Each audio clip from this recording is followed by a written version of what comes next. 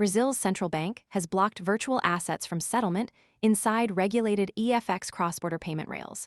This is not a full crypto ban, but it sharply narrows where stablecoins can be used in supervised international payments. Brazil blocks is the hook because the confirmed event creates a specific pressure point.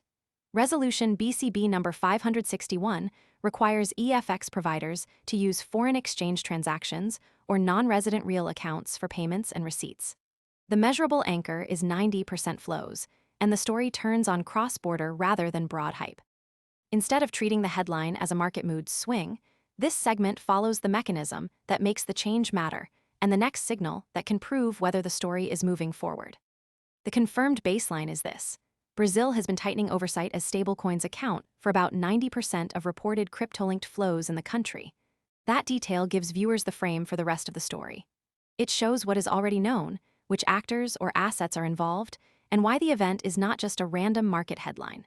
For this story, Brazil's central bank and stablecoins sit inside a process where FX control can change the readout. The baseline also defines the boundary. 90% flows is usable evidence, while anything beyond FX control still needs follow-through. The important part is to keep the evidence tight before moving into what the change actually does. Most people arrive after the move is obvious and the easy upside is gone.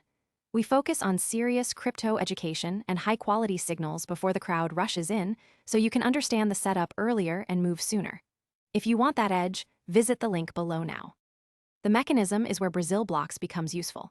By forcing regulated providers back onto FX rails, the central bank keeps settlement inside systems it can supervise for capital flows and compliance. In plain English, the event matters because it changes the way access, risk, settlement, liquidity, governance, or infrastructure works.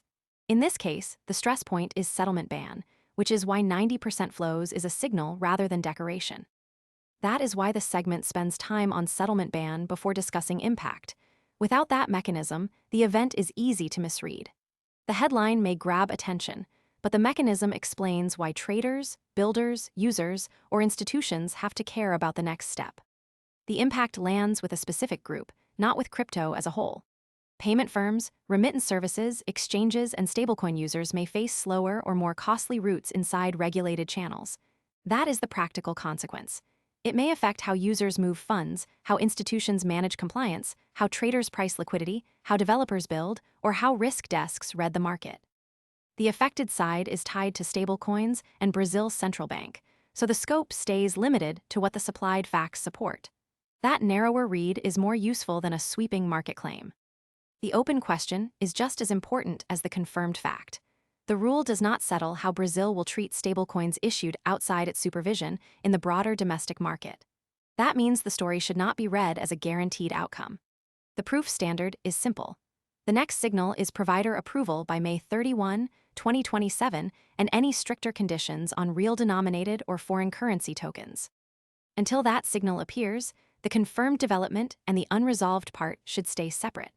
A stronger claim would need Brazil's central bank or relevant market participants to show follow-through around FX control, not only reaction around stablecoins.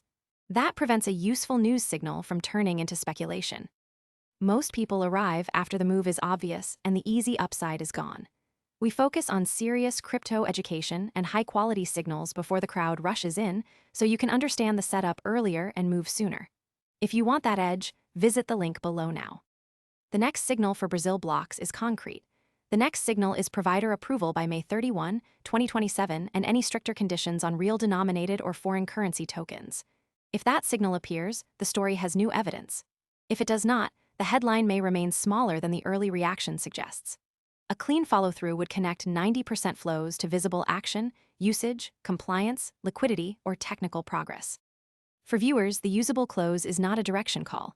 It is a checklist tied to 90% flows, cross-border, and the specific trigger above. The final readout is practical. Track the next verifiable step, not the loudest claim around the asset, rule, protocol, or market move.